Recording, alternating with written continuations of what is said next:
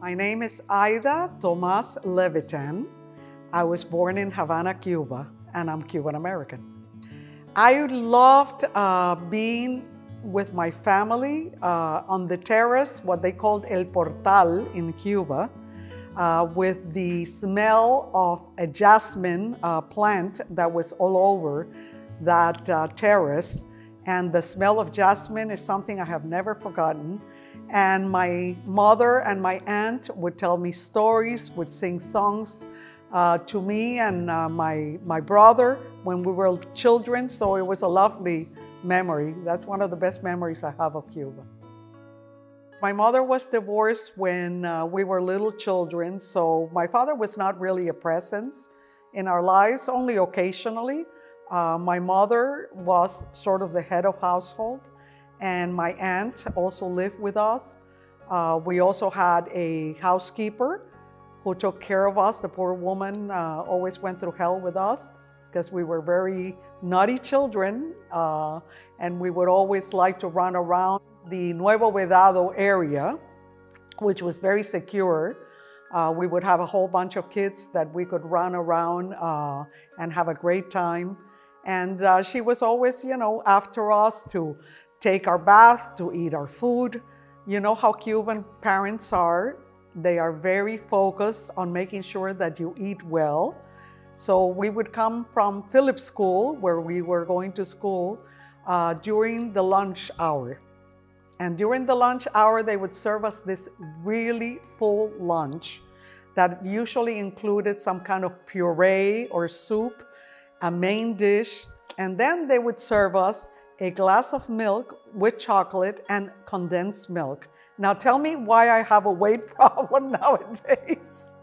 I mean, it was incredible. And then at night, you would be expected to eat again. So it was incredible. The Phillips School was founded by two people from Vermont, Mr. and Mrs. Sargent. And it was a really fantastic school, very advanced for the time. We're talking now about the 1950s. This school had classes in the morning in English, and then classes in the afternoon in Spanish.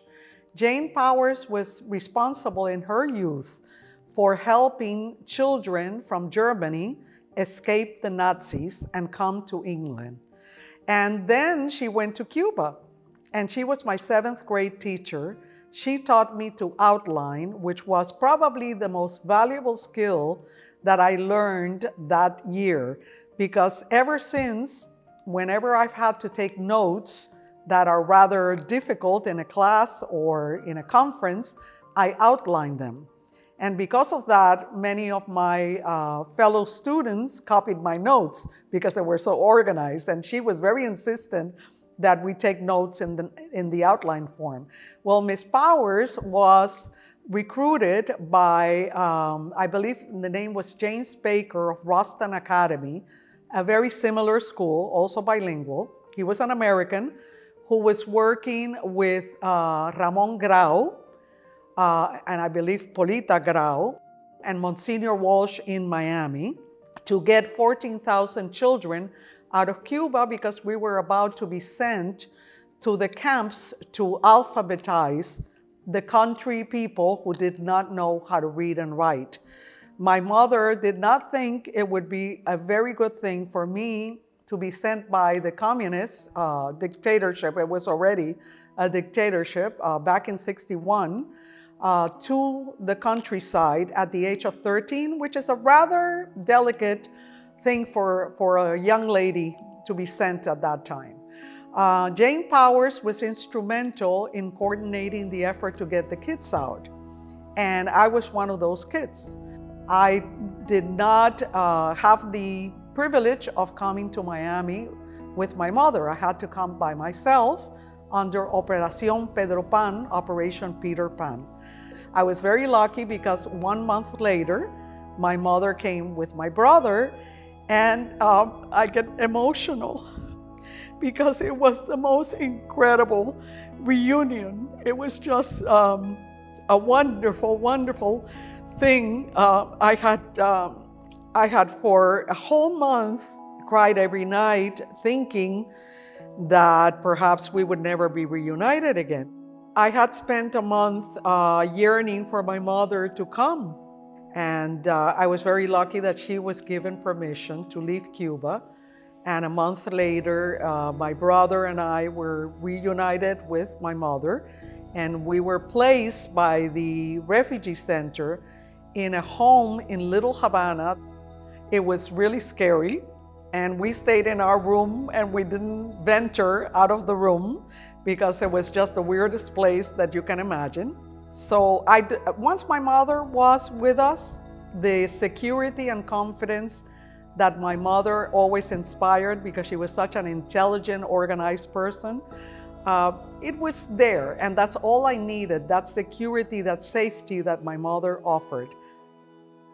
My mother sent me to Aida Junior High School, which was a good junior high school, but a rather dangerous place where a kid at the age of 14 was killed in a gang war. I also remember a very funny guy by the name of Johnny Gonzalez, who came from New York. He was Puerto Rican, and he would take me to school every day to protect me against the gangs. And it was really interesting in this junior high school, Raul Martinez, who later became mayor of Hialeah, and my friend from Phillips, George Hopgood, who later became the head of the DEA in Texas, were the two biggest kids in the junior high school, and they always had to separate all the kids who were constantly fighting. So to me, it was really wonderful. I really didn't feel traumatized. I had no money, of course, so it was difficult. What is interesting also is that I won an award in 9th grade, which was an amazing thing for me. I had no idea that I was doing so well. And in one of the school auditorium meetings, they called me to the stage to give me this award. So that was the beginning of my feeling even secure in a school situation. The period of 1961, I would say, to 1965, my mother moved us to Miami Beach. Miami Beach was a very safe place full of elderly people who had retired there, and my mother started working at the Jefferson Hotel in the Art Deco district. We were at 1334 Collins Avenue, right smack in the Art Deco district. The elderly people who were usually from Europe, and many of them had escaped miraculously. They even had, some of them had the numbers of the camps inscribed or tattooed on their wrists.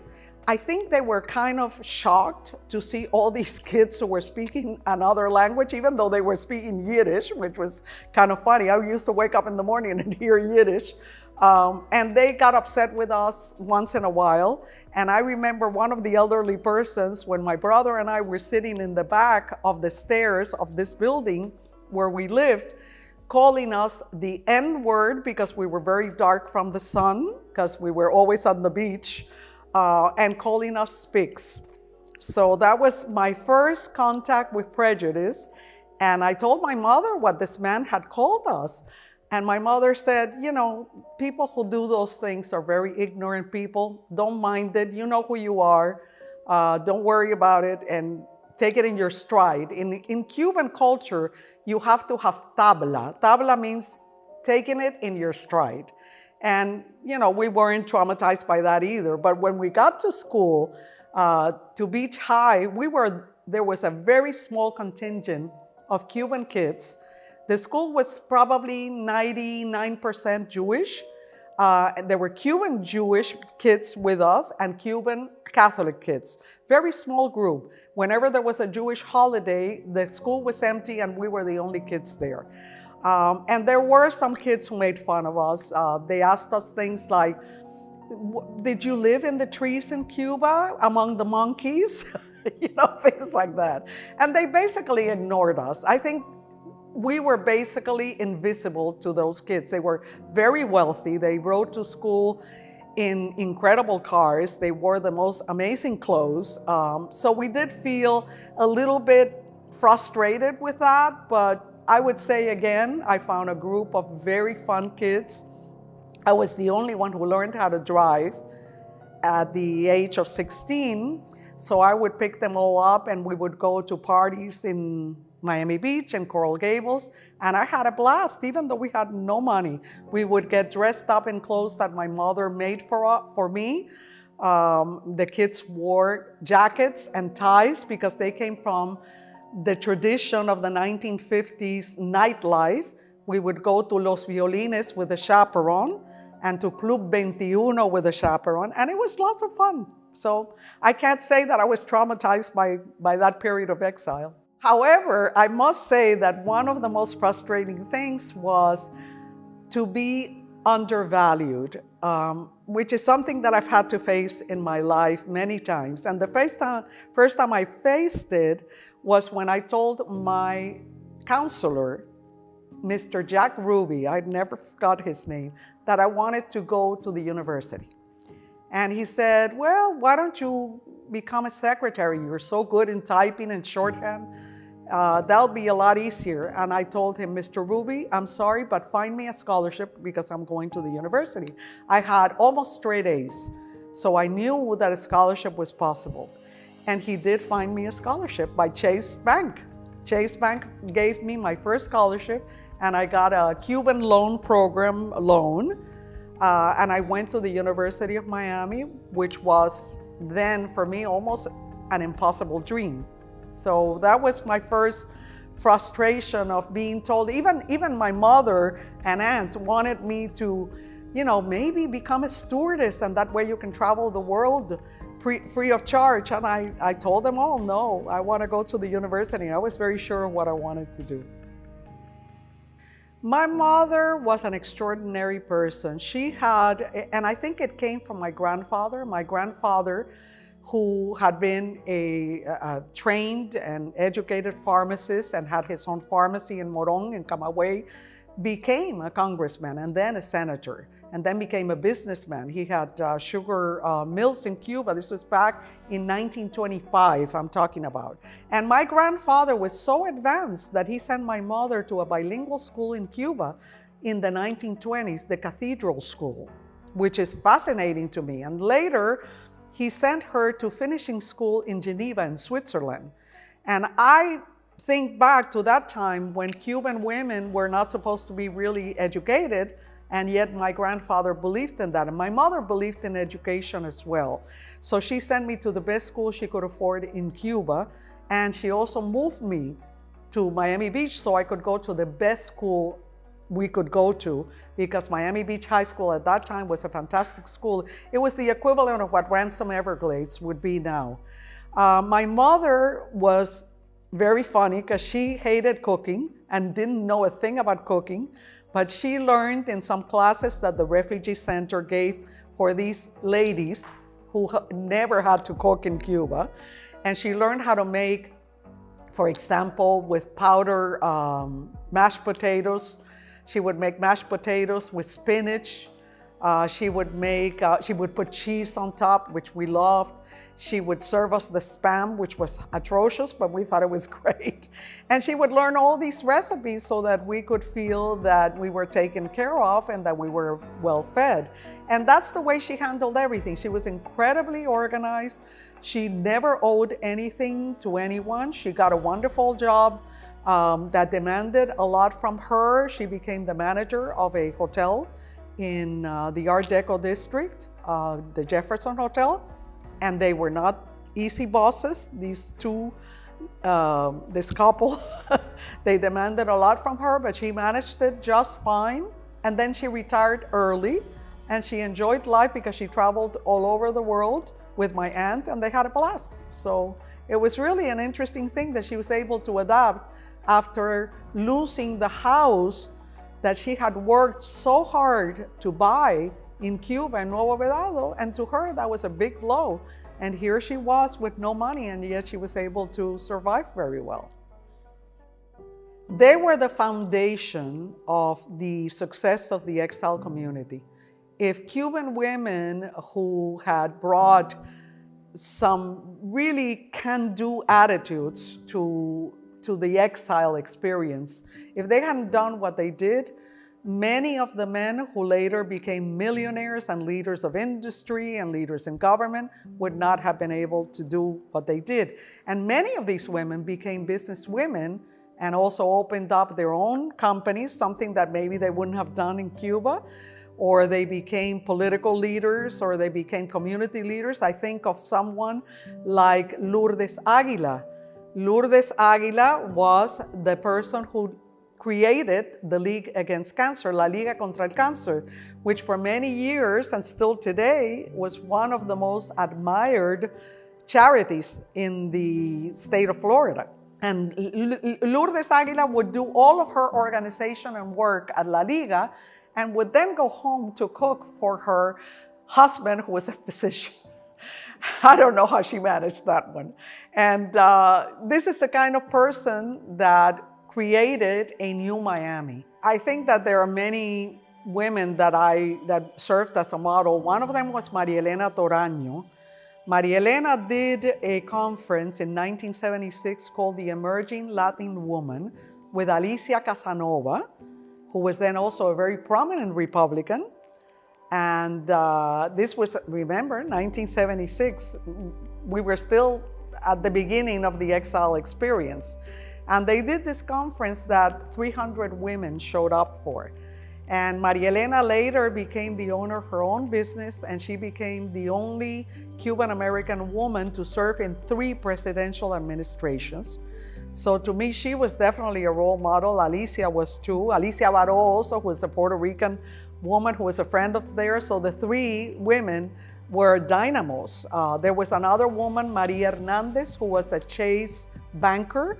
Yvonne Santamaria, who was also a very successful businesswoman. Later, Remedios Diaz Oliver, who became, the leader of a very important bottling company. Lilian Machado. I mean, there's all kinds of stories of women who people did not expect them to succeed, and yet they were able to do the transitioning from being a housekeeper and the wife of and becoming major business leaders. And then, of course, in terms of government, Ileana Ros-Lehtinen, who became a congresswoman and is now one of the people who we most admire. And of course, people don't think of Gloria Estefan as a businesswoman, but she is a businesswoman as well as a major artist. So there's all kinds of women's stories. Now, Carmen Reinhardt, who is the most admired economist probably in the world today, chief economist, I believe, of the World Bank, Cuban-American, very few people know that. All kinds of people that really deserve recognition. But I don't think these women were very used to the idea of mentoring other women. And I don't feel that I had the benefit of mentors. I did get some advice occasionally from them, but not the relationship that I have seen among men, where you really have some very good and continued mentoring going on between an older man and a younger man. I feel that that was a problem that many of us, not only Cuban-American women, but also Hispanic women, have faced in general in the Hispanic culture. I think it was just simply lack of awareness on the part of the older women and even of the older men, because you could have an older man mentor you to give you that kind of counseling and advice. I wish I had had that, because I made many mistakes in my life, and had I had that kind of person that I could go to for advice on a regular basis, maybe I could have avoided some of them. I intended originally to become a college professor. So I got a scholarship to go to Emory University after finishing my bachelor's degrees at the University of Miami. And I studied Spanish literature from Spain, not Latin America, from Spain, especially Baroque literature. And I obtained a PhD, a doctorate in philosophy from Emory University. But I found that there were no jobs for PhDs in Spanish literature. The only thing I could get was a job teaching English as a second language at Miami-Dade College. I was also a teacher of police officers at the Miami Police Department to prepare them for the University of Chicago test, which was such a block to minorities who wanted to enter the police department. And it was led by Eduardo Suarez Rivas, Eddie Suarez Rivas, and I was the second in command. And we had to teach culture and language, some basic language, to the police officers who were all non-Hispanics. So they did not speak Spanish. They knew nothing about the culture of the Cuban community. They were arresting some people simply because they were talking like this and very hostile to each other when they were only arguing about politics. You know, this is a very old story, as the African American and many of the Latino communities, they know about this, but they've known about this for decades. And let me tell you about that period in the city of Miami. This was the early 70s, and there was a lot of prejudice in that city police department, a lot of prejudice. And they did not want these minorities, African Americans and Cubans, who were applying to the police department to enter. So there was a movement within the police department on the part of some Cuban officers, and they brought the Department of Justice down, and the Department of Justice had a consent decree that forced the police department to integrate. Maurice Ferré became the mayor of Miami, and of course, he insisted that this be done as quickly as possible. And this is where you started seeing Cuban officers and African American officers become police officers. So to me, this story was an illustration of what happens when people are in the police department are not trained to deal with hostility or to deal with difficult situations, instead of resorting to terrible violence. And I think we need a lot more training. I respect the police officers and the risks that they run every single day, but I am very much in favor of training and creating better community policing that will enhance understanding between the police officers and the community. I finally became an assistant dean for Latin affairs under the leadership of Antonio Jorge, who was provost of Biscayne College, what is now St. Thomas University. And then I saw an opportunity. There was a very widely publicized search for a director of Latin affairs, an office that was very recognizable because there was a bilingual, bicultural ordinance on the books in Metro-Dade government. And this person had to be the bridge between the Cuban exile community and the Puerto Ricans and other Hispanics. There were very few other Hispanics at the time, and the government, the Metro-Dade, what is now Miami-Dade County government. 250 people applied for the position, and I studied everything I could get my hands on from the League of Women Voters about Dade County government. I also moved every influence that I could move. And I got to the finals, and the finals was a round table of leaders from the government and from the community asking you questions. And what happened is I found out later that some people had already chosen a candidate, but the county manager and a couple of others were so impressed with my interview that they insisted that I become the director of Latin affairs. And that was my first experience with public information, which later became another public information experience at the City of Miami as Director of Information and Visitors, and that led to my career in public relations. Well, as a director of very recognizable departments in Metro-Dade and later in the City of Miami with Mayor Maurice Ferré, who, as you know, was a very charismatic mayor, like the one we have now, I had the opportunity to be very recognized by the media and by the community. So I leveraged that opportunity and I told Maurice Ferré, you know, I could continue doing the journalist tours that I've been doing to combat the terrible image that Miami has as a result of the 1980 Mariel influx and the disturbances and the drug problems. I could do this as a private citizen instead of as the director of the office. It would save you a lot of money. You could actually get the office, at a lower level of expenditure. And I could continue doing public relations for the city of Miami. And he believed in me, and he gave me my first contract. And the second contract came from Mayor Steve Clark. Again, because of my experience with Metro-Dade, he gave me the contract of coordinating and publicizing the Sister Cities program. Then I met Fausto Sanchez and Andy Garcia and Mario Begiristain, who came here to make a movie. And I loved the idea of the project, and I worked free of charge for them, and I helped them in every way.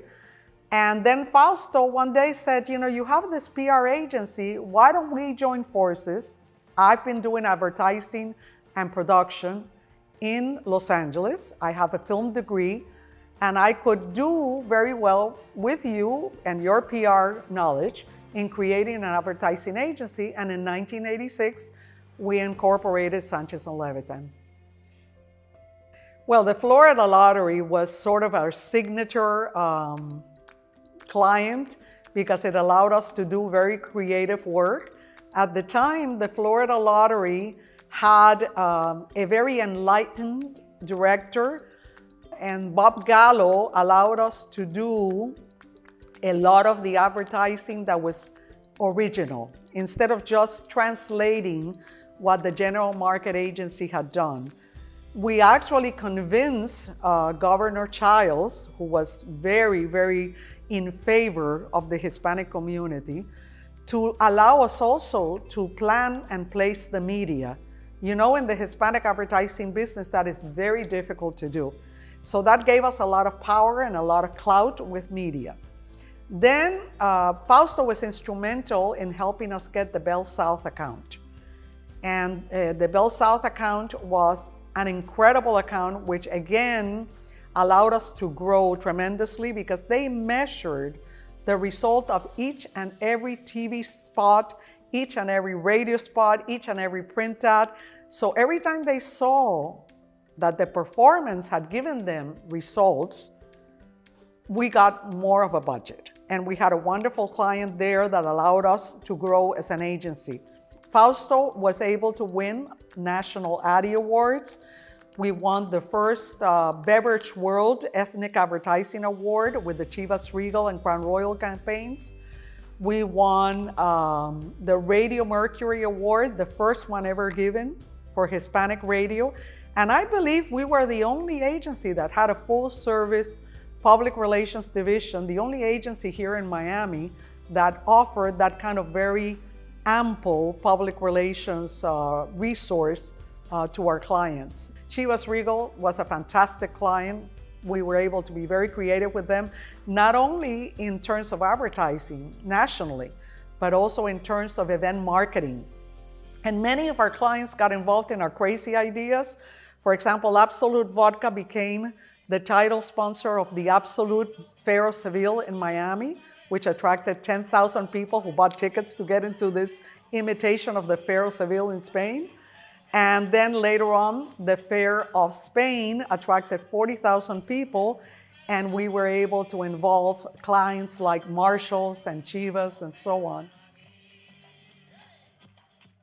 The Andy Garcia concerts, I got Jesse Aguirre from Anheuser-Busch to become the presenting sponsor to this wonderful series that won the PRSA Multicultural Excellence Award.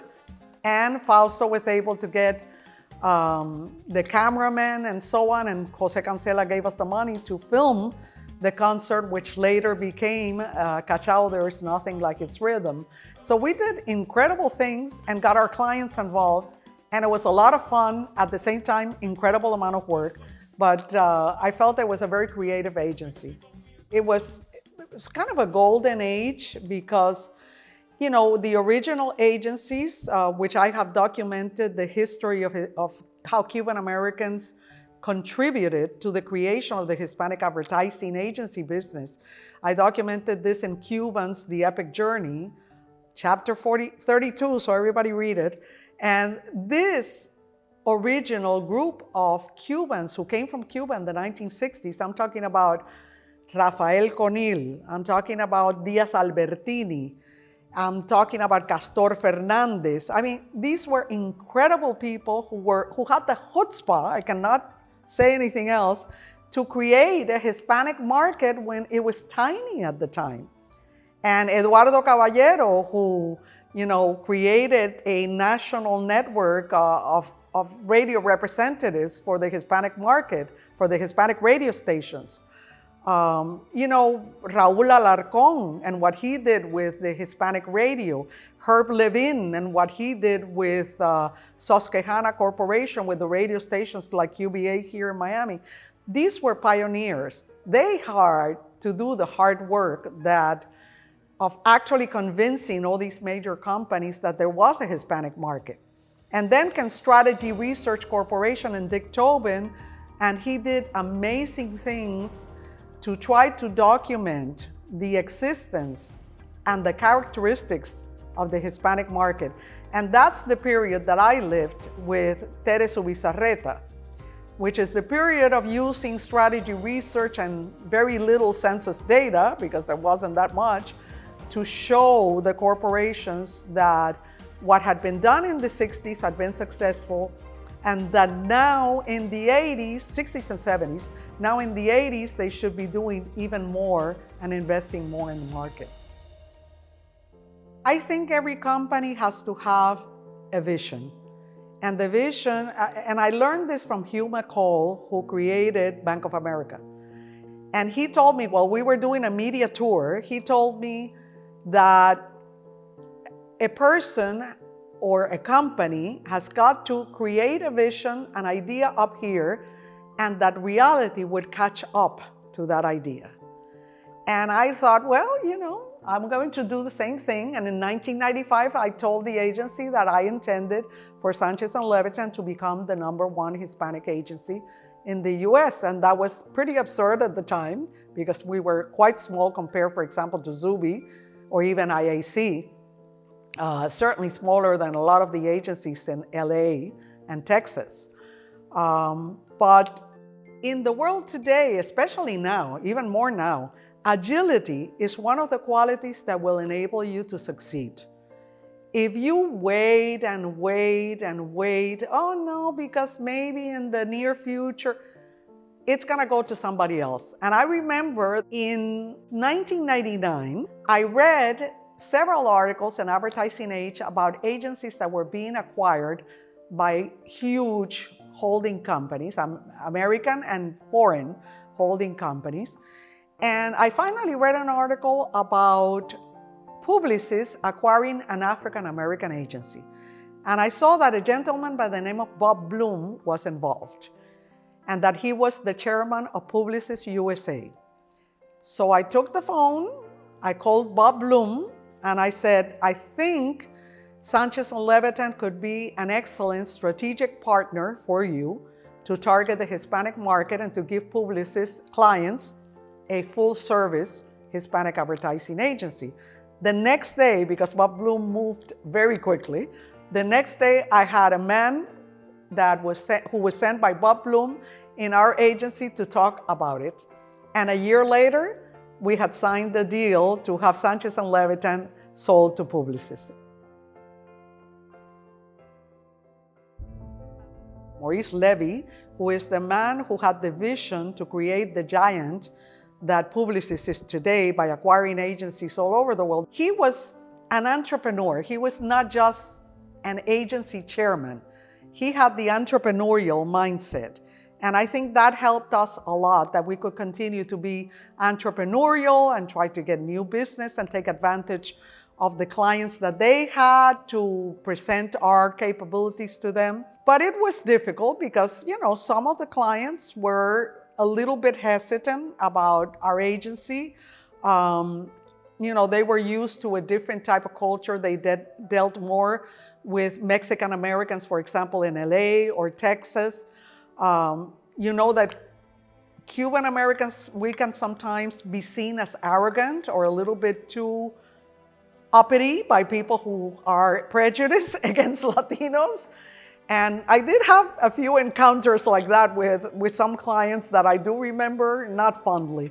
There were other opportunities that were magnificent. For example, with BMW, we became the national agency for BMW. We became the national agency for 15 Nestle brands. We were able to do some work with the L'Oreal business and Lancôme. There were many opportunities for us to be much bigger, not only in terms of national clients, but also bigger in terms of our ability to work in various markets, because Publicis acquired Siboney in Texas and Los Angeles. And we became the leaders of an agency that had an LA office, a Texas, Dallas office, a New York office, which they opened later for us, and a Miami office. So from going from 30 employees, we became the leaders of 100 employees. And those were challenging times, getting used to that kind of size and complexity. And also, financially, we wanted to make sure that we were profitable, which we were very much. So it was quite a challenge. In 2003, I saw that Publicis had acquired another Hispanic agency. They already had Conil, and Conil was their Toyota, arm for the Hispanic market. And then they acquired Bromley. And I thought to myself, well, one of us is gonna go. And we're smaller, and we're number 8, and Bromley is number 2. So I think I've already been with them for 3 years. My contract was going to end at the end of 2003, I believe it was, because the purchase was over a period of 3 years. At that point, I thought it would be strategic on my part to talk to Ernesto about a merger that would produce the #1 agency in the US, which was my vision. So I went to Ernesto and I proposed this to him. He liked the idea. He went to visit the chairman of Publicis. I think I should have gone with him, but he went to visit them. And they liked the idea as well. And that's how we merged Publicis Sanchez and Levitan into Bromley. Bromley, because they were bigger, became Bromley, the name. So we were sort of taken out of the picture, except that I became the president and vice chairman, and Ernesto became the chairman. And that's how we brought to Miami the #1 Hispanic advertising agency. And that's how it happened. 2004, Advertising Age declared us the #1 agency in billings. When we created the Faro Seville in Miami in 1995, we decided to do it through a nonprofit that would receive free services from Sanchez and Levitan. At that time, it was called Hispanic Events. And it was also used, a nonprofit, to organize the Fair of Spain in 1997. But when I left Publicis in January of 2005, I decided that I didn't have the 100 employees or the 30 employees to help me produce events at the level of a Fair of Spain, and that I wanted to transition into a different direction. So I got advice from my son, who is so creative and so wonderful, Alex Fumero, and he told me, let's call it Artes Miami, and he started giving me some ideas on logos and so on. And we decided that our direction was to sort of fill a hole that had been created in Miami, where many foundations and government were giving help to the major organizations like the Florida Opera, like the Perez Art Museum, different New World Symphony, and so on. There were many other smaller cultural organizations, and there were many Hispanic artists and writers, playwrights, directors of films that were not getting much help. And we decided that our focus was going to be to try to help them. And then we had a secondary focus, which was to also educate the American public about the value of the Hispanic culture. And that took me to the Smithsonian when I was named to a commission to create a Smithsonian Latino Museum, where Artes Miami also became involved. I'm sort of an informal counselor. I was originally on the commission to create the study that has led eventually to Congress approving the museum this year. And then I became a member of the Friends of the National Museum of the American Latino or on their board. And finally, I became the vice chairman of the Smithsonian Latino Center. I served in that capacity for a few years. And now, since I didn't want to travel that much, I decided to resign, but serve as an informal fundraiser counselor to Eduardo Diaz, the director, who I respect very much. And for example, last week we were advising him on SALAD, the Spanish American League Against Discrimination, which was an organization created in the 1970s by many who are now very respected leaders in the Cuban American community to fight discrimination. People like Eduardo Padrón, Manny Diaz, who became mayor, Manny Medina, who became the creator of Emerge Americas and a billionaire, Ambassador Paul Cejas, who also became a billionaire, Maria Corbeck, who became a judge, Margarita Esquiros, who became a judge. It was an amazing group of people, and the Smithsonian Latino Center will actually include a section about SALAD in one of their exhibitions that will come to the Smithsonian Latino Gallery at the American History Museum sometime, hopefully in 2021.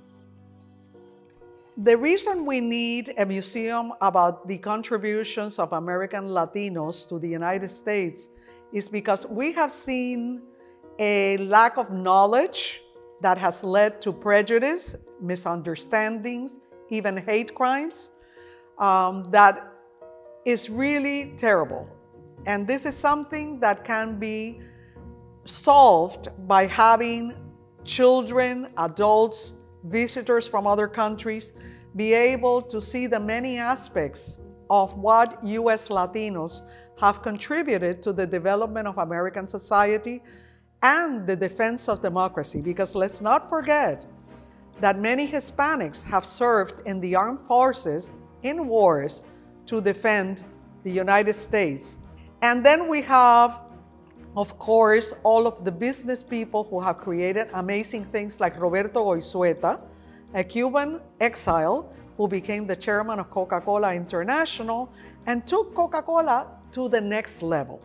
Not said by me, recognized by business people all over the world. We had people like Carlos Gutierrez, who became CEO of Kellogg's. We have people in the arts, major artists like the Cuban-American Carlos Alfonso, who was the subject of a retrospective at the Smithsonian Hirshhorn Museum and at the Perez Art Museum. You have people like Celia Cruz, who was probably the most beloved salsa artist in the world. Willie Chirino, Emilio Estefan, all in the arts. You have filmmakers, you have novelists like Oscar Iwelos, who won the Pulitzer Prize. So there's so much to show in that museum. And the food, I mean, amazing food.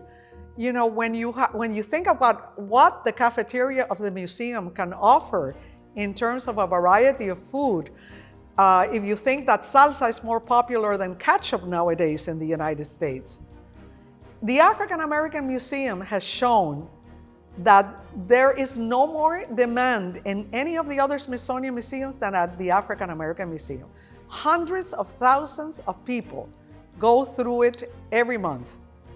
Why not a Latino museum that will also bring that wealth and beauty of experience of the US Latinos to the United States? Well, I think one, if not the greatest accomplishment of my life, has been my son.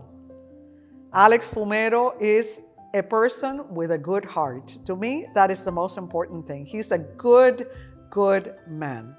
But he's also incredibly talented and funny. I don't have much of a sense of humor, but he really compensates for everything I don't have. My son is a producer in Hollywood. He produced Mucho, Mucho Amor, The Legend of Walter Mercado, which is now in Netflix. I'm very proud of that film. It's a documentary film of the best type, directed by Karim Touch and Cristina Constantini, who are incredible people of different backgrounds. Karim is Cuban Lebanese and Cristina is Argentinian American. And of course, Alex is Cuban American, although he was born here, but he still considers himself a Cuban American. And right now he has multiplicity of projects that he's working on, and I know some of those projects are going to be award winners. My son originally wrote with Marco Ramirez, another huge talent in Hollywood, also from Miami, from Hialeah Haikus. Artes Miami published this book because we thought it was hilarious. They took the haiku form of Japan and they put in that haiku form the Spanglish experience of living in Miami. And the book has sold out several times. I'm already on the third edition. Alex has been in the entertainment business since the age of 2.5 when he did his first print ad. And Alex is really experienced. When I hear him talking about production, I'm amazed at how smart he is, how much he knows. He's a graduate of the NYU Tisch School of the Arts, but I think it goes beyond his education. He's just an incredibly well-read person. He's just an amazing person, married to a wonderful American lady by the name of Lizzie Redner, who's a nurse and used to be an actress. I'm very proud of her as well, very accomplished and very smart. And what can I tell you? This is the happiest period of my life. I'm married to a fantastic man, Fernando Petit, who was an architect in Argentina and came to work here in the United States. And I'm also very proud of the fact that we decided to help poets. Poets never get their books published in Spanish here in Miami because nobody wants to sell poetry because it doesn't sell well. So they want to publish novels or essay type of books and so on. So we decided to create a division that would publish the poetry of Hispanic poets based in Miami. And we created several books. One of the books is called The City of Possible Unity. And we collected 107 poems from more than 35 poets locally from different nationalities, but all live in Miami. That book in particular, I thought was wonderful because we did it in Spanish first, and then we had it translated by professionals who specialized in translating Spanish poetry into English. And they translated it for us. And we have the book in English. And then we created another collection called La Floresta Interminable, which Luis de la Paz edited. And we have also published several poets as well. I'm very proud of that. Becoming the only Cuban-American female to become or to be named, elected, chairman of the board of a bank in Florida was one of the biggest surprises of my life. I became chairman of the board when one of the major investors in the bank suggested that he wanted me to run for chairman. And I was so shocked because I didn't consider myself to be an expert in banking. I was an expert in management. I was an expert in human resources. I was an expert, of course, in all of the public relations aspects that the bank needed, but I'm not a finance expert. But he considered that my contributions to the bank were so valuable, my community contacts, my ability to see things that they were not able to see because they're from outside, that he wanted me to head the bank as a chairman. And I brought in a CEO who is Luis de la Aguilera, who has been in the banking business for 35 years, and he's brought in an unequal team of bankers. I consider U.S. Century Bank right now to be the best commercial community bank in Florida because of the depth of expertise of the bankers. And it has been an amazing experience. I work with 6 men on the board. I'm hoping in the future, as the board becomes bigger, that I can bring other women. And the men are tremendously smart. They bring in very valuable insights, and I hope that I do too. These are people who bring in different points of view and different experiences. And it has enabled our bank to become profitable every quarter for the last 4 years and to grow to 1.5 billion in assets. We could not have envisioned how successful the bank has become. So it's been a tremendous experience for me, and I've really enjoyed it. I am really enjoying it. If I could speak directly to a young immigrant girl arriving recently in the US, is number one, it gets better. Don't get frustrated, don't get sad, it gets better. And second, value education above everything else. Don't let anybody tell you that you cannot go to a university. There are many scholarships out there. You will be able to get into college with scholarships and be able to reach a level of knowledge and expertise that will then transition you into a good job. The other thing is to be very persistent. You will not achieve your goals right away. You have to be very patient and be very willing to work very hard in order to reach the kind of dream that you want to reach. But more than anything else, don't forget your family. Your family is going to be always the center of your life. Because when you get sick, when your career fails, and it will sometimes when you lose a job, it's your family that's out there supporting you and encouraging you. So I think those are basic things that I would say to a young girl.